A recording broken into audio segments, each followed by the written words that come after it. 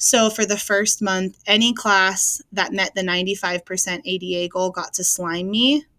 Way better than whipped cream. If any principals are out there, my nose did not smell like dairy for 2 weeks. This is High Tech High Unboxed. I'm Alec Patton, and that was the voice of Dr. Brittany Daley. Brittany is the principal of Hamilton Elementary School in City Heights, a neighborhood in San Diego, California. Hamilton has 417 students. More than 50% of them are learning English as a second language, and more than 90% of them are considered socioeconomically disadvantaged. Across the school, families speak at least 14 different languages at home. In the 2024-2025 school year, Hamilton joined the San Diego County Office of Education Improving Chronic Absenteeism Network, ICANN for short. In today's interview, I spoke to Brittany along with Hamilton's improvement coach from ICANN. Her name's Julia Bridi. She's an executive leadership coach at the San Diego County Office of Education. I wanted to talk to Brittany and Julia because of what Hamilton Elementary achieved during the 2024-2025 school year. During that year, the school cut its chronic absenteeism rate from 24% to 10%, which means they cut it in half and then some. I wanted to know how they did it. So I asked them, and Brittany's immediate answer warmed my improvement-loving heart. Julia taught us a lot about improvement science, which was figuring out what was working, what wasn't working, and what's that change that we can make to immediately gather data to see results. Julia, do you want to add anything before we go into specifics? Because you helped us do so many specific moves. Sure. Thanks, Brittany. I would say the other piece of that is, yes, we used improvement science and used Plan, Do, Study, Act or PDSA cycles to really reflect on what was learning, what wasn't working, and looked at data regularly. But we also operated from a multi-tiered systems of support. So with this mindset, we were really thinking about what could we do for all kids? Using data, we were able to identify what might some kids need in terms of supplemental supports. And in some cases, there were more significant supports with a specific group of students. And we looked at data weekly. And there were clear actions that each team member was responsible for following up. And it was from growing a positive school culture and climate to thinking about which of our families need welcoming home visits, which of our families need encouragement through individual written postcards, which classrooms might we need to pay attention to and why. In the summer of 2024, the school identified 4 drivers to guide their work. Julia took me through them one by one. Our 4 drivers are culture and climate, hence the incentives and fun, but it's always in services of building positive relationships to encourage kids to come to school. And then we have relationship building, so check-ins, 2x10s, whatnot like that. Communication, so that is nudge letter work or individualized messages and postcards, phone calls. And then our last one is foundational structures and routines. What lives in there are your weekly meetings, your data protocols, your attendance recovery policies, your independent study practices, your health work, those kinds of things. But those are the 4 big drivers, and then the changes that are connected to those. Those nudge letters, Julia. I love the nudge letters. ICANN would have us say, these are strategic points during the year where you're sending the nudge letters. And I ended up sharing the nudge letters with the district office. And Julia helped me pull the data of, since sending the nudge letter, what was the improvement? I've been sending the same letter every year, and it's so much words. This one was a bar graph. Here's how many absences your child had. Here's the average absences at the school. And here's how you can get help and support. We're here for you.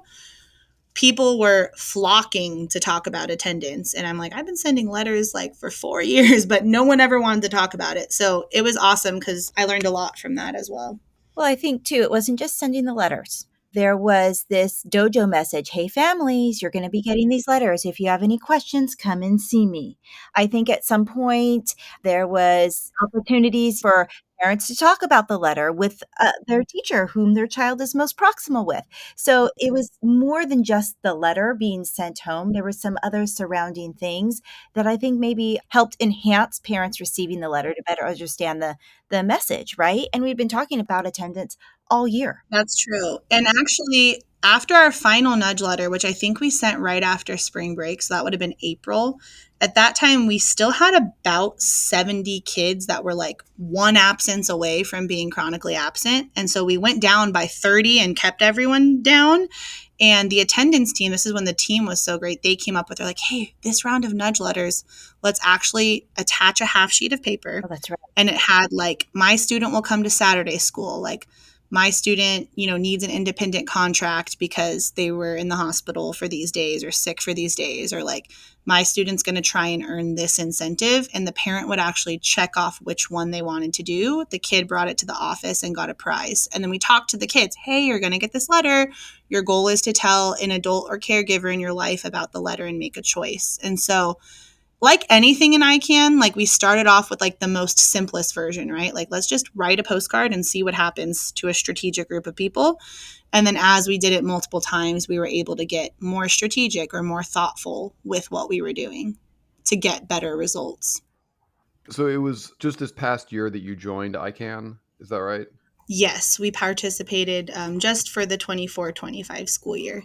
What month did you start? We had our orientation in July, and so we spent 3 days with the other ICANN schools, sort of orienting ourselves to the goals of the program and planning for like our initial launch of the strategy when school came back. And then we completed on the last day of school. Julia and our attendance team, we were talking up until literally the last day of school, the last hour, making sure we could help students and families. And Brittany, tell me about your first impressions coming into ICANN, that orientation. I loved it. There was an excitement around attendance that was really refreshing. I think sometimes, people invest a lot of energy, and when you don't get the result you desire, it can be discouraging. So I think there was a really fresh perspective that was exciting. One thing I really appreciated about having Julia as my coach in the ICANN network was it was very personalized. So every school that I was around tried something different and had a different starting point. But Julia kind of came in and said, hey, like, what have you been doing? What are your strengths? So we were able to look at all the work we've done with family engagement. Okay, let's leverage that, in our attendance plans. We had done some really intentional work around teaching teachers how to talk about attendance or how to get to the root of attendance. And so our first steps were to learn about the ICANN program, to look at what assets we already had and how we could leverage that. And then I think the next step was we created a goal during those 3 days, and there was an ADA goal. So what did we want our average daily attendance rate to be, which we set at 95, and previously we had been at 92.3. Quick notes, we're all on the same page. ADA stands for average daily attendance. Now back to Brittany. And then we set a goal to cut our chronic absenteeism from 24 to 12%. So we wanted to cut it in half. And then basically our first steps were sort of getting the word out. And something that I really appreciated about ICANN was we were encouraged to look at every stakeholder group. So like, how do teachers and staff members participate in this? How are students empowered through this? Families, community members. And that was sort of how we launched the work. And there was just joy, excitement.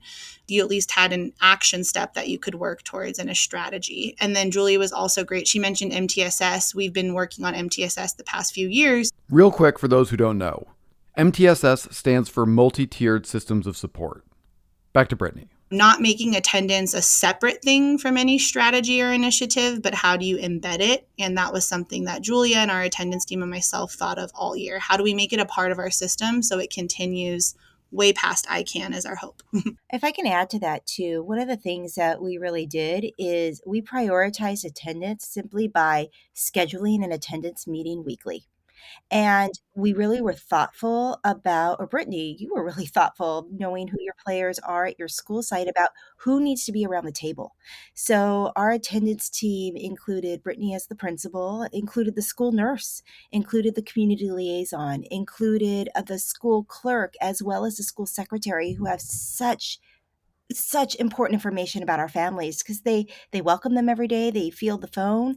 And so all of those people coming together created this synergy and this equity of voice and this buy-in to support this work and make sure that it was done by all levels of the system. Mm-hmm. And I think too, we really learned like we can't just do attendance as a team. This is everybody's responsibility. And so that really spilled into classroom teachers having ownership and being responsible for many of the attendance strategies and interventions. It was hard work. There was a lot of monitoring. There was a lot of data, things that failed. But I think There was no one who didn't know we weren't working at attendance at Hamilton Elementary. And Julia, it was really cool because at the beginning of the year, when we kind of made the commitment, one thing that our attendance team talked about is like, if we're about it, it needs to be a part of everything we're doing. So I added an attendance portion to our PLC agendas. I had added an attendance portion to our PDs, to our staff meetings, to our MTSS meetings, to our Family Fridays. So it was in every system possible. And at the beginning, there was some resistance, but after a couple months, teachers were competing. We had a long list of people trying to offer Saturday school. Teachers were using their lunch break to do home visits and write postcards and call families. And so it was really cool to see how quickly people became invested in the work. And through the weekly systems, every stakeholder group, students, families, staff members, community, knew if we were progressing and meeting our goal or not. So everyone was motivated. You talked about the assets that already existed. You want to talk about the blue chairs?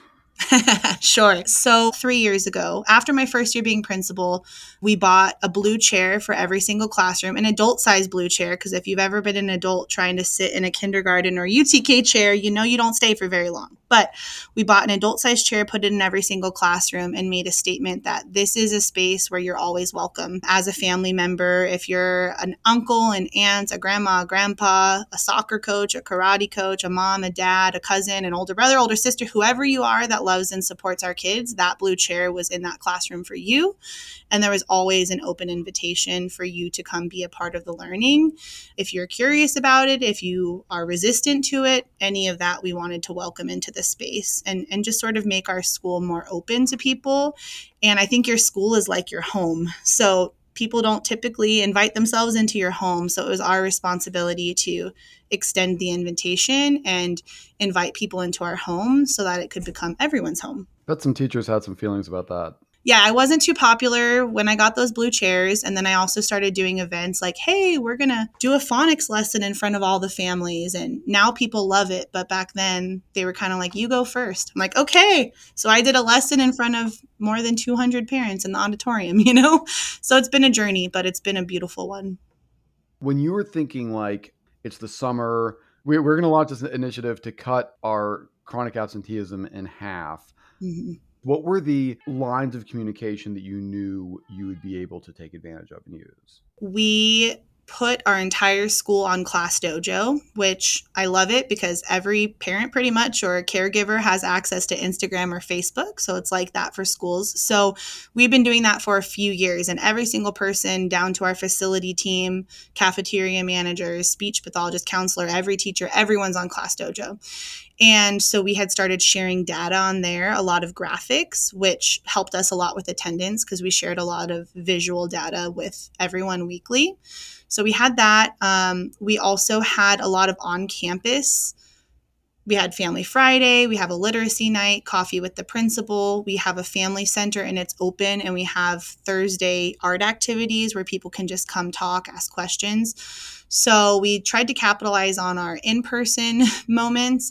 We had a newsletter. Attendance became a staple in our newsletter. It had not before ICANN actually been in my newsletter. And Julia, what did you notice about Hamilton when you started working with them? One of the things that I noticed right away was Brittany's incredible leadership voice. She really cast a vision that we're going to do this and we're going to commit to this. And she really celebrated along the way too. Like, we're going to do this. We're going to commit to this. We're going to talk about this. And if you're around this table and when you're around this table, you're a valued member. So she really set up some nice conditions so that everybody was successful in the wins, right? And they felt it. They felt part of the team. And that was really critical. I would say too, this particular team, rain or shine, they met. They met. There was not this, we got too busy or something else happened. Things are always happening at a school site, and school sites are always busy. But if you want something to grow, you have to prioritize it. And Hamilton really set up the attendance priority, rain or shine. Even if Brittany couldn't be there because she was called off site, this attendance team met. Can I add one thing real quick? So another cool moment that I think Julia and I saw pretty quickly was ICANN has a rubric for analyzing different elements of how the attendance team worked. And so we started projecting one of those every week and asking all the team members, where would you rate us and what would we need to do to get to the next highest category? And we were functioning pretty efficiently from the beginning, but the first area we looked at was, does everyone bring their unique skill set to the team? And that's where Julia helped me a lot as a coach. Was her and I actually sat down after our first attendance meeting and went through everyone on my attendance team, what's their unique lens and what's their unique strength.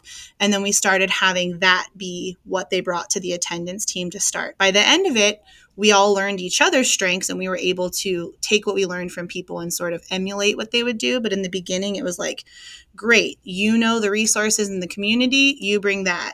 You know all the parents from these grade levels, you bring that. So I thought that was a really cool process that we saw really quickly. And I'm grateful for that. That's super interesting. How did you decide initially who was on the attendance team? I think I invited a lot of people. And at first I thought that was a flaw, but I looked at the data of my previous year. And in our attendance systems, we code, was it an illness? Was it a family emergency? Was it a parent that we couldn't get in contact with? So I sort of looked at, if that was the root of the attendance issue or reason, who is someone that would have an expertise to leverage that? So illness was our number one category for absences. Hey, my school nurse is a great person to be on the team because she can help them come up with a plan. And that was one of our most successful things we did in the first quarter, was creating health office protocols and sharing that with staff, students, and families. And then some students, were going through family challenges of a lot of different types, changes in family structures, economic challenges. Hey, who's a great contact for that? That would be my counselor. So I looked at what was the root of why kids weren't coming to school and what I believed to be the root and who would have the expertise to respond to that. And then I invited some extras too, because why not? But that was who I started with. When you said you invited, an invitation coming from you in this context, was anyone saying, no, that's not for me? Or was it like, oh, I just got an invitation from my principal, I'll definitely be there? Like, where are we on the volunteer to voluntold? By invitation, I meant you're showing up here because this work matters. And I think every person on the team was sort of in a different place. So actually, like our attendance clerk, and she would say this herself, she was kind of not gung-ho about it because she had been investing for, multiple years, putting in time and effort, but not seeing the results she wanted. So she was like, I'll show up, but I don't know what we're going to do.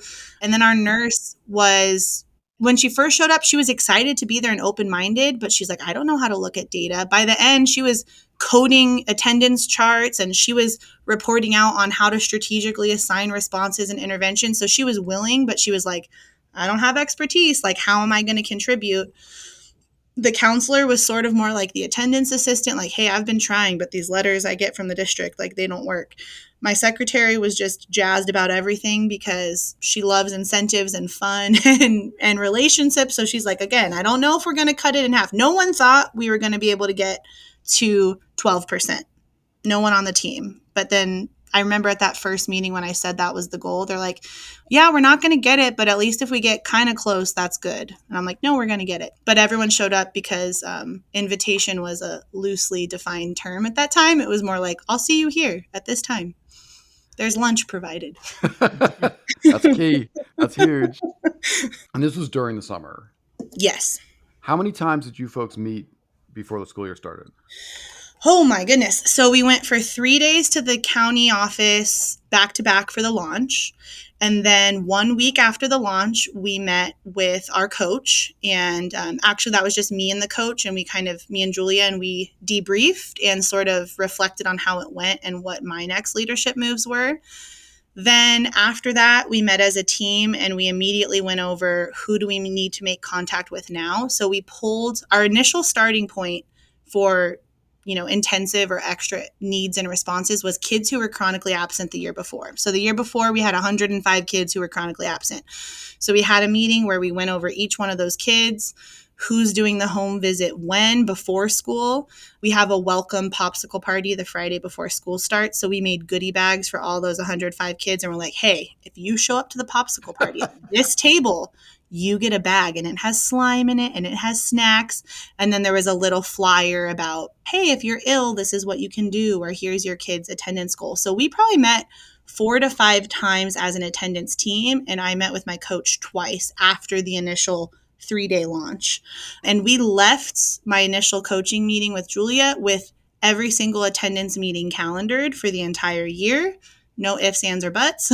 We had our preliminary agenda defined, and we added throughout the year what data we were tracking, but we ended our meeting being like, hey, this is our initial focus group, which was kids who were chronically absent the year before. Here's how we're gathering data on them. And then we love data here. We're like a little bit obsessed. So we also agreed to have a spreadsheet where we looked at every single teacher's attendance each week for the entire year. So we had a spreadsheet by that. We also looked at grade level. And then that helped us eventually see like which were our target classes. So we did a lot of prep work before the school year even started. And also in those meetings, we agreed on what was our launch event, like how were we going to share the goal with the community. And then we also decided, and every school in ICANN was a little bit different, but we sort of chose like, what's the system that you're going to use to incentivize? So we had 95% parties. So for the first month, any class that met the 95% ADA goal got to slime me. Way better than whipped cream. If any principals are out there, my nose did not smell like dairy for 2 weeks. And so we had that information ready. Was and this we were, like bucket of slime? Was this like Nickelodeon Double Dare Oh, style? it was Nickelodeon slime and like those little squirters where you fill it up and you get to just launch it at people. I had over 304 kids launch slime at me. It was amazing. My skin, I looked like Shrek. My skin was dyed green for a couple days. But it's okay because kids were at school. So that was really cool. So our attendance team was prepared the Friday before school with all of those plans. And we had already done home visits and made at least 1 to 2 contacts with every student that was chronically absent the year before. We got to go back to those home visits because you said 105 kids. Yes. You did home visits with 105 families before the school year started. So what we did was we took the list of 105 and we looked at how close were they to not being chronically absent. Some kids were 1 absence away from being chronically absent. So for those students, we sent a welcome postcard to them.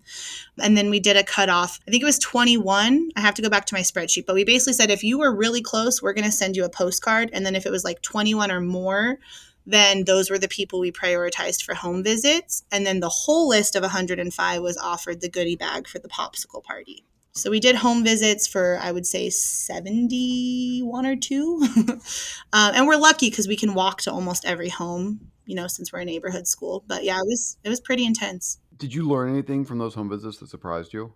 I did actually. So because I would say 90 to 95% of our school feels very comfortable here, they'll advocate for what they need. They'll share why they're not attending school, and it's easier for us to help. But a lot of the people that I was going to, I actually didn't know the real reason that they were struggling with attendance. I had met with them. I had done the typical, SARB meetings for attendance, SART meetings for attendance. Like I've always had attendance incentives. But I think just coming to people in their space and going as deep as they want to go or as, superficial as they want to go and just coming very humbly. And we did not come with the intention of saying your child was chronically absent. We came with the intention of celebrating you and celebrating our school year coming up the year before. So it was great. We actually wrote our script with our attendance team and Julia before we went to those home visits. So they were disarming home visits, which I think was a shift sometimes for how home visits feel because you almost feel shamed as a parent. We had parents say that they're like, hey, I didn't want to answer the door because I was looking through gates. I was looking through windows. There was a 2-year-old playing in the yard. I'm like, take me to your mom, So people told us, they're like, we did not want to answer, but we just came saying, hey, how was your summer? We're just so excited you're here. What can we do to make your year the best possible year? Here's this incentive your kid can earn. And we weren't even talking about, attendance or the route. And I learned a lot about, things they needed. We were able to help someone get a different job with a different job schedule so they could bring their children. We helped people get bus passes. Well, you helped somebody get a different job? Yes. That's was only the case with one person. But yeah, we were like, oh, we can help you get a different job. Like, we know some contacts. Are you open to this? Wow. And that was even before the school year started. And so it was pretty cool because that was our list of kids that were already chronically absent. I wish I had our spreadsheet up, but every month our attendance team would specifically pay attention to that list and celebrate those kids. So we had a student in first grade. The year before, she had 52 absences. She had 0 absences this school year, like 0. So it wasn't just a little bit of a mindset shift. Wait, give me those numbers again. 52 absences when she was in kindergarten, 0 her first grade year. What did you do in this home visit? Well, it wasn't, the home visits were a very important part of the system, but I think my favorite thing that ICANN helped me develop as a leader was a comprehensive system. Because if I just went on a home visit and then there was no follow up after, I think the authenticity and the progress and the relationship of the home visit isn't as strong, right? But the home visit was coupled with the popsicle party, was coupled with the personalized phone calls, was coupled with the postcard. Our incentives for attendance weren't just for students, like parents came to slime me. So there was just like everyone who comes to school is having something, you know? And so it was home visits coupled with that. But a lot was just relationship. We brought snacks to people's houses. If they didn't answer, I was like, okay, we're just hanging the bag on the door. We'll see you next week. So we were pretty relentless. Are there any particular conversations or moments that have stayed with you from those visits? There are.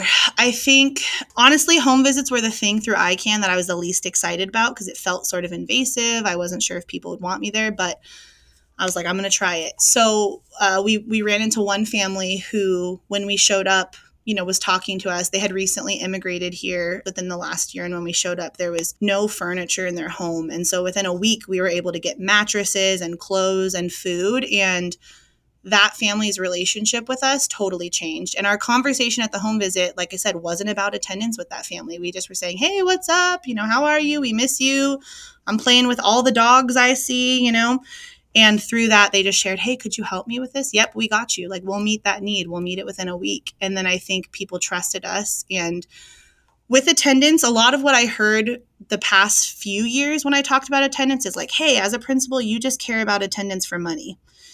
And I think that's a lot of the rhetoric is, when a kid shows up, it's X amount of dollars. And when a kid's absent, it's X amount of dollars. And yes, like the money is important and it has implications, but like I care about learning. I care about, do you have friendships? I care about, are you missing your tier 1 instruction? And that's why you're not at grade level. So I think through our actions that ICANN helped us put into our system, it was a very person-centered system. Like it wasn't just about you're chronically absent or not. It was, who are you as a person? What do I know about you? How can I show up for you? How can I empower you or your family? So like that family is now a registered volunteer at our school. They volunteer for everything. They're not chronically absent at all. I think they've even pressured some of the people in their kids' class to come to school so they can win the 95% events and cream my face or whatever it is that we're doing that month. I wore a rainbow mohawk And so that was a really great moment for me. And it did shift my perspective on how home visits could be because I was willing to do whatever it took, but that was the thing I was the least excited about, if I'm being transparent. Yeah. Julia, did you come to any of those? I did not go on any of the home visits, but we did provide like the framing for how do we change the mindset of home visits. We learned in our network that that was often a strategy that was not embraced and not done with fidelity or like not done at all. And we were trying to uncover why. Why is this? And like Brittany said, sometimes there's just some assumptions about home visits, like maybe it's invasive or maybe fear on our end. And so we really tried to rewrite that narrative in terms of this is welcoming. This is about relationship building. This is not about calling anybody out on the carpet. This is about like, we are here for you. What are your hopes and dreams? And so, it's just so exciting to hear how Hamilton just espoused that and embraced that kind of mindset and said, let's do it. Let's do it. Let's all of us do it. It wasn't just Brittany. It was a team of people doing it. And we've learned that when people go and do it, they learn the same things that Brittany has learned. And they're able to position themselves in ways of support for families like Brittany has. And now this kind of what's the word I'm looking for? This fear around home visits has really shifted, Mhm. and embraced differently. And we're seeing families differently, and families see us differently when we do this. And Mhm. just the idea of just saying welcoming visits is so much different than we're going to just go verify your address, right? Do Mhm. you live here? Do you not live here? Asking a family what their hopes and dreams are and what they want from us, or what they need Mhm. from us at school, it just breaks down so many walls. And so people are more likely to be like, hey, yeah, I'm going to do what you asked. You came to my house and asked how I was, right? We see them Mhm. as humans and people. And it was just super exciting. But I really appreciate, Brittany, how you called out. It wasn't home visits that was like a silver Mhm. bullet, because there is no silver bullet in this work, Mhm. right? It's this comprehensive system that is Mhm. intertwined and holds hands and crosswalks between other things. And it's just this constant attention to it. And if this doesn't work, why didn't it work? And what might we try Mhm. next? With always that efficacy, like we have the power as the adults in our schools to support our families in super productive and meaningful ways. Mhm. I pulled up our spreadsheet, Julia, and I was looking at our October date because that was when we had like 2.5 months of school. So, of the 105 students that were chronically absent the year before, only 32 kids had two or more absences, which we counted as chronically absent. So there was from 105 to 32, there was that decrease. So what is 105 minus 32? Let me do that on my calculator. It was 73. So after the interventions and the home visits, like 73 students who were chronically absent in October the year before were not chronically absent anymore. I think that's when people started to see the belief in the system, because now when you're trying to get 400 kids to show up to school, that's pretty overwhelming, but when you're slowly looking at what you can do to focus your gaze. So like next year one of our focus group is literally 11 students that have one thing in common, and we're prioritizing. We did not figure that out last year, so now attendance team in 25, 26, that's our focus group, and we're going to figure out for those 11 kids, because if we have 40 kids that are chronically absent, we're focusing on, about 25% of kids with that group of 11. Let's figure out for that group what we can do. So it was an awesome experience. That's so cool. Mm-hmm. And so you've got the the attendance team is working really hard at this. Mm-hmm. When and how did you bring classroom teachers in? Great question. Great question. So we had one incentive that I actually kind of weaned teachers off of. But in the beginning, I'm like, hey, when you get something out of it, that's kind of your initial thing to care about it. So we had this chart, and it had RECESS spelled out recess in, outlined letters. And I told teachers, hey, every day when you take attendance at 8 or a little bit before 8, but by 8 a.m., I want you to look at, is your classroom's attendance at 95 and higher or 95 and lower? If you're at 95 or higher, color in a letter. If you fill up your recess, you get an extra 15-minute recess, and I cover your entire 30-minute recess. Okay, teachers were down, right? Because that's 30 minutes of a bathroom, that's 30 minutes of a snack, that's 30 minutes of whatever they want to do. Kids were down because that's extra playtime.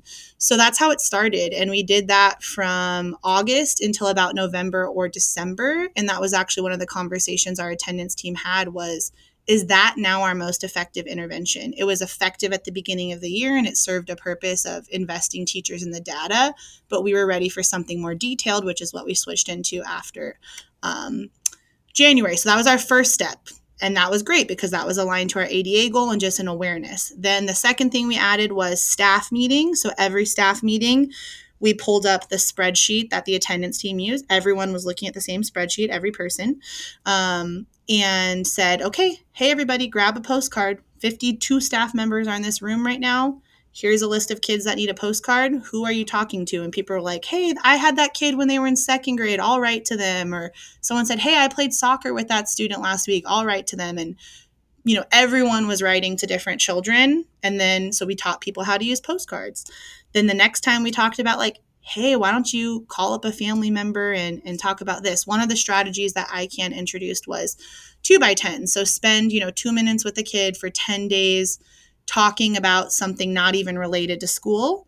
and see how that data improves. So then we taught teachers that structure. Hey, everyone, choose a kiddo that you want to do your 2x10s with. So it was sort of incremental progress, but also people are competitive. So when there's a newsletter, a dojo post, a sign outside of the school, and your recess poster, and everyone knows how good your attendance is doing, teachers started drilling down and saying, hey, it's this kid, and it's always Tuesdays for this kid. Let me follow up with them. And then teachers were asking us, hey, attendance team, I know you're meeting on Thursday. Can you look at this student of mine? This is what I tried. Let me know what you think. So it became this just like wild thing. But I think it sort of started with choosing an incentive that helped teachers sort of open their eyes to what their attendance data was.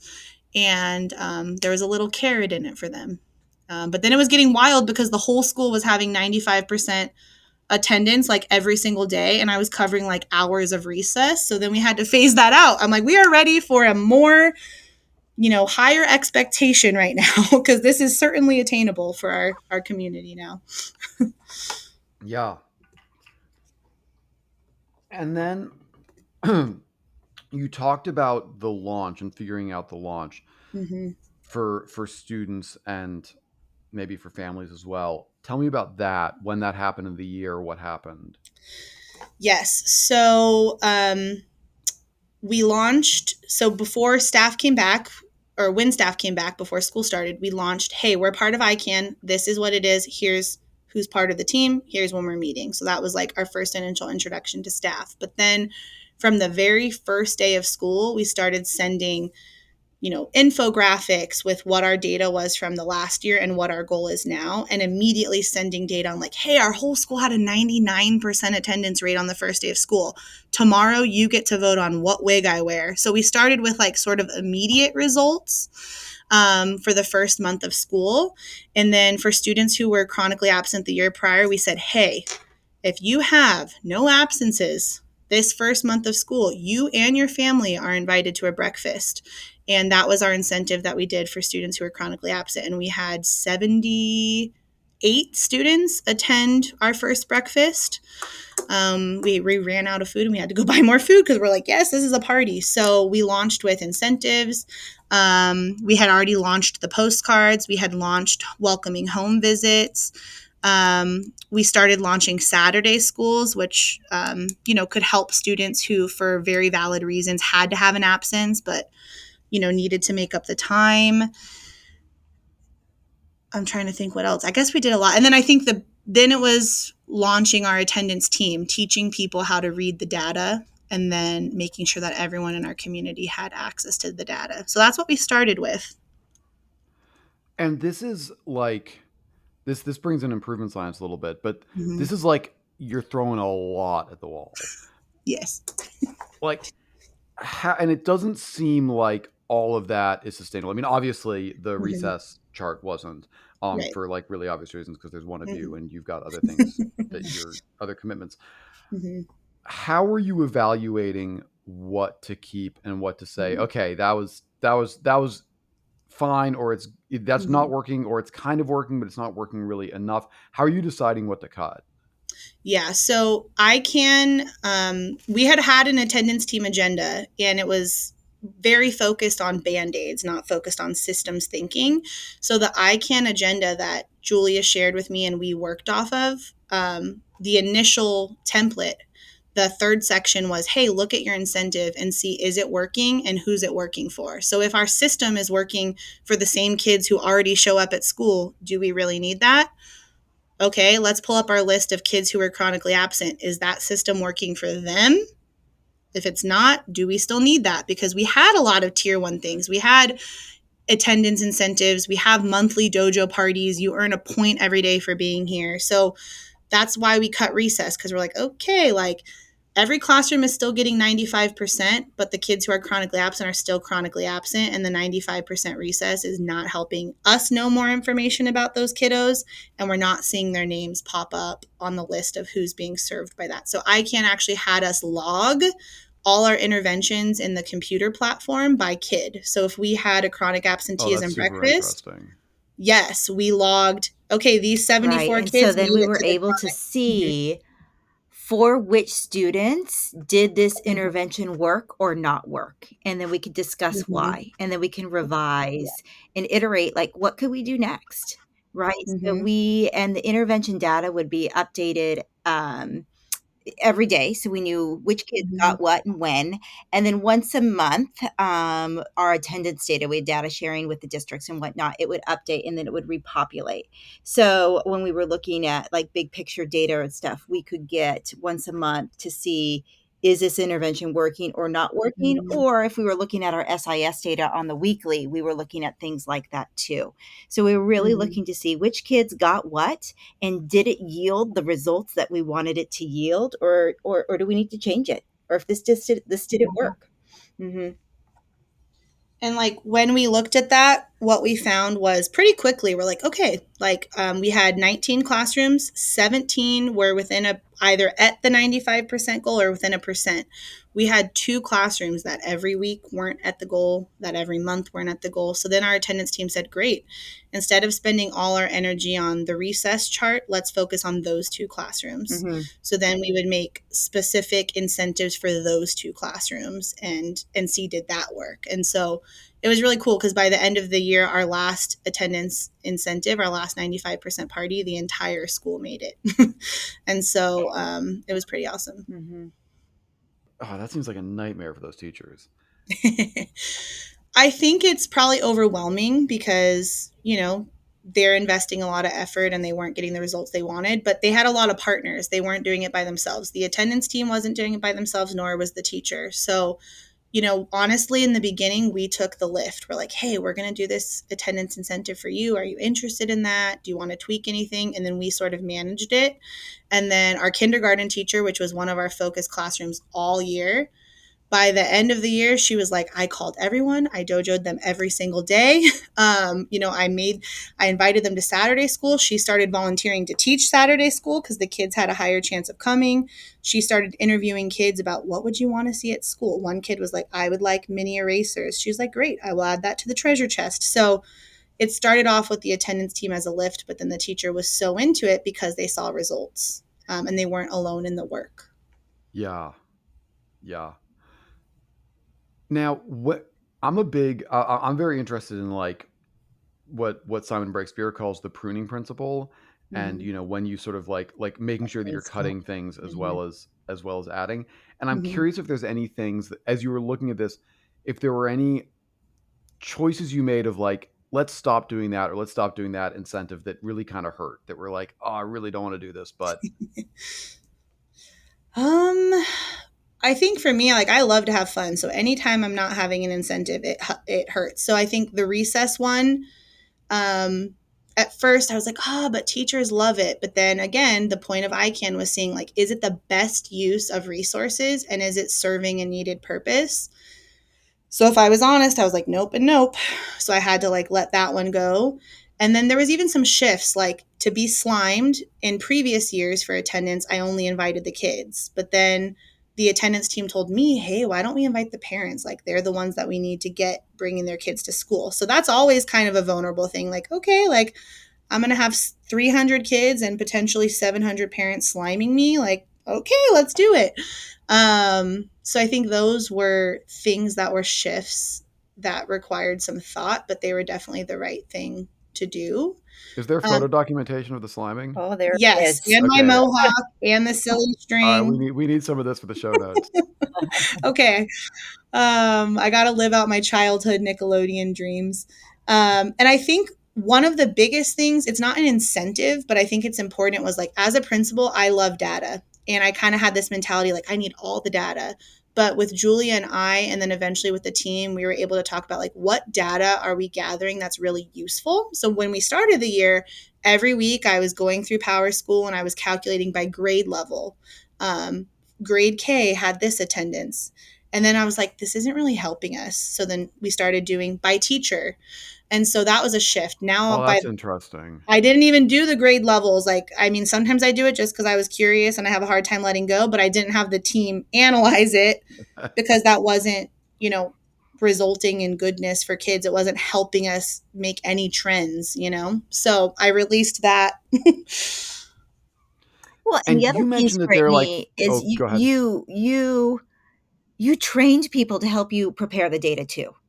So by Mm-hmm. the end, you weren't prepping all that data. Somebody else True. was also helping do that. I think talking about like pruning, sometimes it's about like the responsibilities, not just the Mm-hmm. stuff. And so how do we deploy and create a bigger system so that different people leveraging their strengths can help with Mm-hmm. all of that infrastructure, right? Um, Mm-hmm. that was a huge change. Yeah. I remember going to a meeting and the school clerk had it. She's like, "Oh no, Yep. Miss Brittany taught me Yep. how to do it. I have it. Let's go." I was like, Mm-hmm. "Okay." So sometimes I think Yep. the pruning is about that too. Who's the best person to Mm-hmm. do the things in order to do the things, right? Mm-hmm. And it was also like in the beginning, it was a lot of modeling the system. Okay, we know this worked. What does that mean? Okay, we know this didn't work. What does that mean? But then, similar, like it was more than just prepping data. Every single person on that team was able to actualize the system without me for like the last 4 or 5 months. And it was kind of weird because I'm like, oh, like, I guess I'll sit here. I'll be the timekeeper, okay? But the team was able to run themselves, and that was a shift. And it was maybe a vulnerable shift. I was nervous about it because I want results for kids so badly, but that was probably my biggest growing as a leader through ICANN. And how did you do that?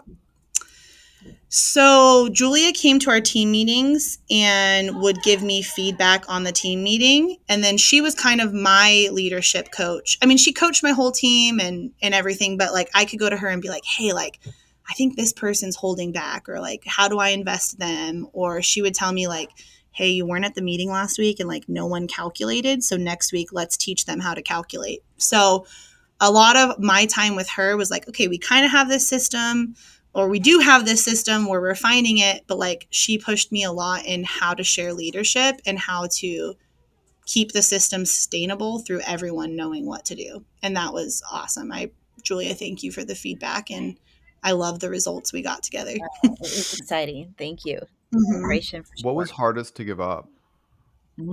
Oh gosh, everything. I think running the attendance team meetings for me at first was the hardest to give up because I knew that if I ran them, we would get through the agenda, we would get through our action steps, we would think in a certain, you know, depth about kids and, interventions and supports. And so when I first started being like, okay, each person's taking one section, and I would coach them, and Julie and I came up with a plan like, okay, if you're going to do the part 3 of the agenda, which was looking at a certain, incentive and seeing if it worked, I would pre-coach the team member in how to run that section. And then when we would show up to the meeting, I would be an equal participant. I would not facilitate. And in fact, I would try and not really speak because we wanted to gather data on like where people needed support. So that was kind of hard for me at first because sometimes things don't go the path you want. But then after, I would say about a month, the traction really started, and the team was really proud. Like they noted it themselves, like, wow, like we all added, we led it, like, you weren't here and like we still did it. And sometimes they even came up with something better that I wouldn't have thought of. Oh, So and just the it was equity hard. of voice just grew. People who were completely Mm-hmm. silent in the meetings on the front end of the year were contributing in super meaningful ways, right? Mm-hmm. They had this That's true. efficacy about them. They're like, "Hey, I can contribute. I can do the hard things too," and that was really Mm-hmm. exciting. I think the other thing, Brittany, so you began to assign like different roles for the people, and Mm-hmm. then eventually you like left facilitation like to them, like facilitate. Mm-hmm. You're going to do that. I've been modeling, and you would say, I'm going to facilitate today, but I don't want to use names, excuse me. But Mm-hmm. next week, you're going to facilitate. So maybe pay attention to what I'm doing today to move us through this meeting. I recognize you were Mm-hmm. really intentional around that. Mm-hmm. So people Thank you. knew that, oh, she's showing me, teaching me so that I can do it next time. Mm-hmm. Yep. So I want to know a little bit more about how you got that, how that equity of voice came about, because it is like perfectly possible for somebody to let go of authority and not have it lead to like just somebody else to step up and be possibly less aware of how Mm-hmm. much they're like taking over the room than the first Mm-hmm. person was. So how what what happened to make it possible that Mhm. people were speaking up who hadn't been talking and contributing before? I think the real pivot moment, because we had 2 or 3 meetings and we're like, hey, they were effective, but and there was 4 people who talked, but there was 4 people who didn't. So that's when we brought in that rubric. And the first part of the rubric wasn't even about interventions or your data. It was literally about team membership, the formation of your team, and how your team members interact. So that's when we projected it at the next meeting and we said, hey, everybody, read this. Where are we? Are we, the most proficient, the least proficient, what? So we placed ourselves and then we said, okay, what would we need to do to get to the highest category? Because we were efficient, but that doesn't mean we had all the components. And the first thing we looked at was every single person contributes their expertise and skills in order to support attendance. And every single person was like, oh, I could do that. I could do that. So then the next week we said, okay, hey, everybody, here's our rubric. We set our goal in order to move to the most proficient category was everyone adds. So we would go through our whole meeting. And then at the end of the meeting, we said, how did we do? And people started, I think, to be more aware of it. And then also, like, we would celebrate it. Whoa, like, hey, thank you. I never would have thought of that idea. Like, you brought your expertise.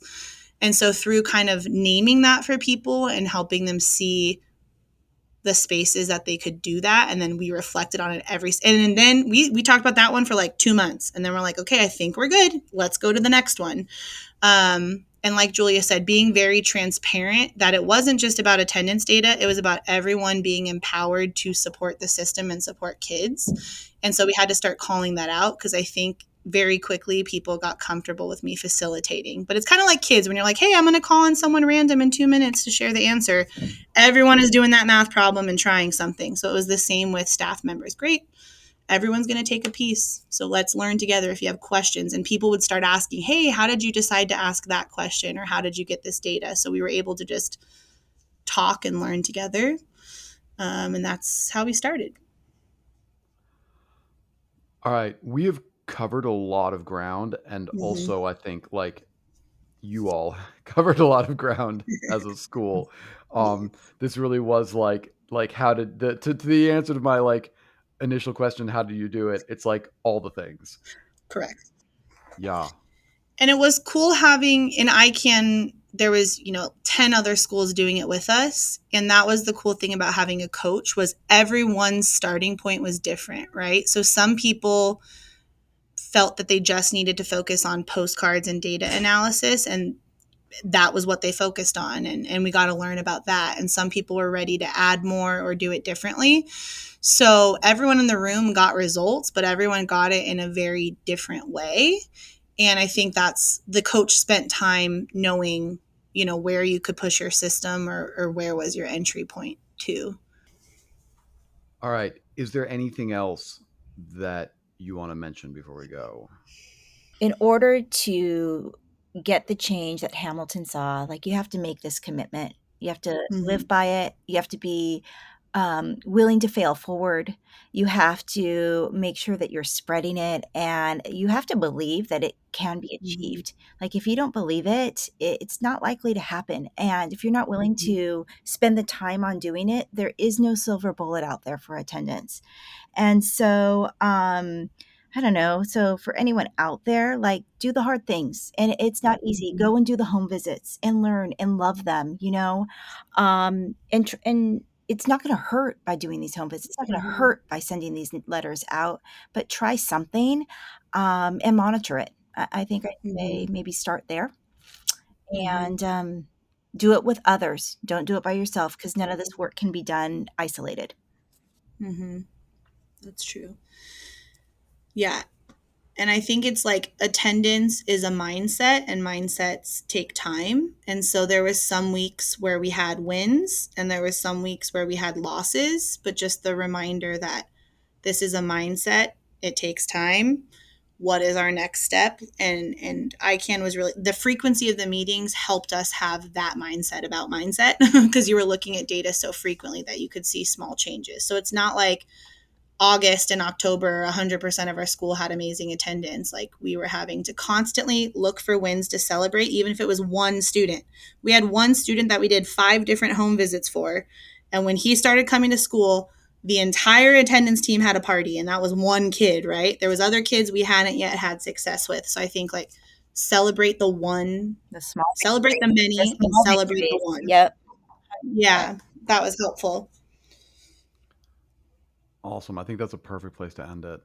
Mm-hmm. Brittany, Julia, thank you so much. This is inspiring and wonderful. I love it. Well, thanks for having me. Thank you. Thank you, Julia. I want ICANN Part 2. Bring me back. Well, we're going to talk. I've got a community of practice running, so I'm going to be reaching out soon. Yep. Okay, we sign up. Excellent. All right, you heard it here first. All right. Thanks so much, Alec. We appreciate the opportunity. High Tech High Unboxed is hosted and edited by me, Alec Patton. Our theme music is by Brother Herschel. Huge thanks to Dr. Brittany Daley and Julia Bridi for this conversation. You can find resources and slime photos in the show notes. Thanks for listening.